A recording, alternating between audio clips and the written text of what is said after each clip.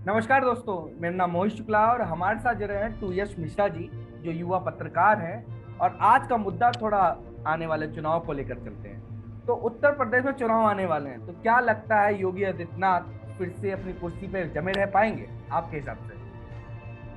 देखिए, जिस तरीके से सिनारियो अभी दिख रहा है, सिर्फ उत्तर प्रदेश में 2007 में बसपा आई, उसके बाद 2012 में समाजवादी पार्टी आई।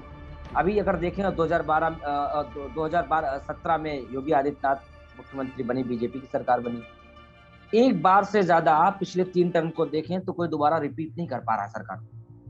हालांकि जो 2022 का चुनाव आने वाला है, जी। इसके अकॉर्डिंग अगर विधानसभा चुनाव को हम देखें तो इसमें अभी बीजेपी के अपोजिशन में कोई खड़ा दिखाई नहीं पड़ रहा है।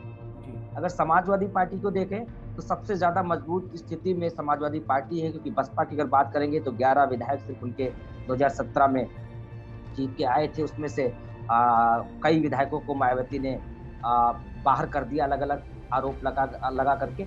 लेकिन समाजवादी पार्टी थोड़ा मजबूत स्थिति में दिख रही है। अखिलेश यादव लगातार प्रयास भी कर रहे हैं, लेकिन वो स्थिति, वो माहौल अभी नहीं बनता हुआ दिख रहा है कि वापसी कर पाएंगे वो उस बहुमत से जो 2012 में उन्हें मिला था। तो मुझे मतलब आप। लगता है कि कहीं ना कहीं बीजेपी भले ही उतना बहुमत ना ला पाए, लेकिन वो बहुमत के आंकड़ों के करीब आसपास जरूर रहेंगे। जी। तो मतलब उत्तर प्रदेश में जो चुनाव में जो टक्कर देगी वो एक ही पार्टी है, वो समाजवादी पार्टी, यानी कि कांग्रेस भी पीछे है और यहाँ आम आदमी पार्टी भी कांग्रेस आने का, वाली उत्तर प्रदेश के चुनाव में। तो क्या इसका कुछ असर पड़ सकता है चुनाव वोटिंग देखिए, पे? आम आदमी पार्टी का जनाधार उत्तर प्रदेश में कहीं है नहीं। ये जी। तो सिर्फ संजय सिंह के द्वारा माहौल बनाया जा रहा है और कुछ और इनके वॉलेंटियर्स हैं उनके द्वारा, लेकिन ऐसा कुछ नहीं है। आम आदमी पार्टी, हाँ ये जरूर है कि इनके पुराना एक वो जो मूवमेंट्स के दौरान लोग जुड़े हुए थे, वो अभी भी बहुत सारे लोग इनके साथ हैं। कुछ परसेंटेज इनको वोटिंग हो सकती है इनके पक्ष में, लेकिन अगर ये कहा जाए कि ये सीटें निकाल पाएंगे तो बहुत मुश्किल है। अगर कुछ भी 2-4 सीटें भी अगर इनकी निकल आती हैं तो बहुत बड़ी बात होगी इनके लिए। बिल्कुल बिल्कुल। तो बहरहाल सर आम आदमी पार्टी कहीं से भी मुझे नहीं लगता कि दहाई का आंकड़ा भी पार कर पाएगी। जी। तो मिश्रा जी, बस मुझे ये बताइए कि क्या ये जो चुनाव है, पिछली बार राम मंदिर को लेकर मुद्दा था, बहुत सारे मुद्दे थे और चेहरा सिर्फ मोदी का था, योगी का भी चेहरा नहीं था, जैसे आप लोगों को पता। एंड मौके पर हमें पता चला कि योगी आदित्यनाथ जी सीएम बनने वाले हैं। अब सवाल ये उठता है कि क्या ये चेहरा योगी का ही रहेगा या फिर से मोदी के चेहरे पर लिया जाएगा? आपके हिसाब से किसका चेहरा रहेगा इस बार? बहुत अच्छा सवाल है आपका। इसको लेकर के लगातार मतभेद भारतीय जनता पार्टी में बना हुआ है। पिछला 2017 में जब चुनाव हुआ और बीजेपी को पूर्ण बहुमत मिला, उस वक्त भी बीजेपी में कौन मुख्यमंत्री होगा इसको लेकर के बड़ा चर्चाओं का बाजार गर्म हुआ। कभी नाम आया कि केशव प्रसाद मौर्य आगे आएंगे, कभी आया कि बीजेपी के और नेता भी हैं वो भी आगे आएंगे। लेकिन ऐन मौके पर योगी आदित्यनाथ डट गए और उन्होंने कहा भाई कि उनका अधिकार पहले बनता है। हिंदूवादी चेहरा थे और केंद्रीय नेतृत्व ने भी उन्हें स्वीकार किया और वो मुख्यमंत्री बन गए। हालांकि पिछले 4.5 सालों में अगर उत्तर प्रदेश में देखें तो भारतीय जनता पार्टी में योगी आदित्यनाथ को खासकर बहुत सारे लोग पचा नहीं पा रहे हैं आज। अगर हम देखें तो बीजेपी में दो फाड़ है, खासकर केशव प्रसाद मौर्य और योगी आदित्यनाथ को लेकर अगर देखें तो लगातार उनमें मतभेद आते रहे, मीडिया रिपोर्ट्स में भी।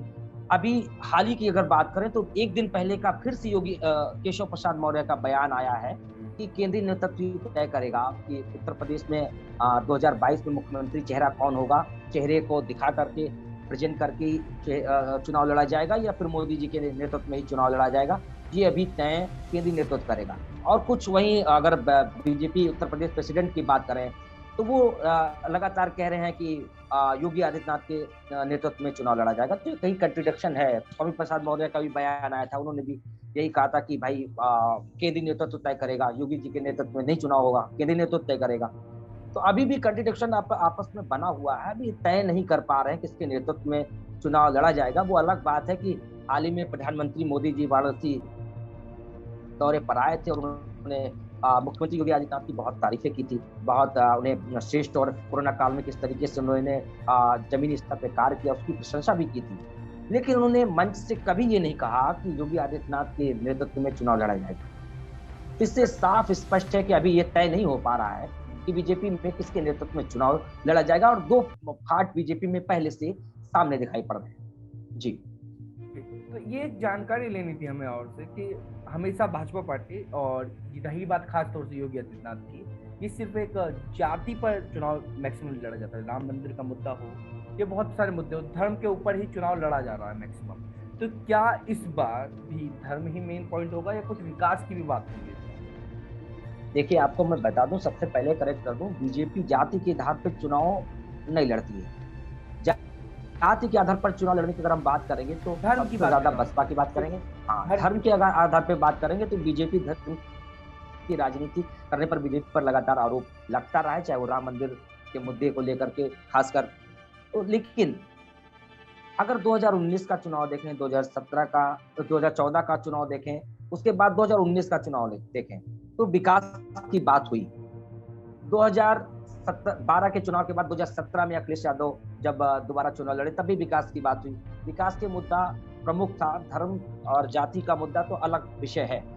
हाँ, फैक्टर वो भी बहुत बड़ा है, लेकिन विकास पर चुनाव होना भी चाहिए और विकास पर ही चुनाव होगा।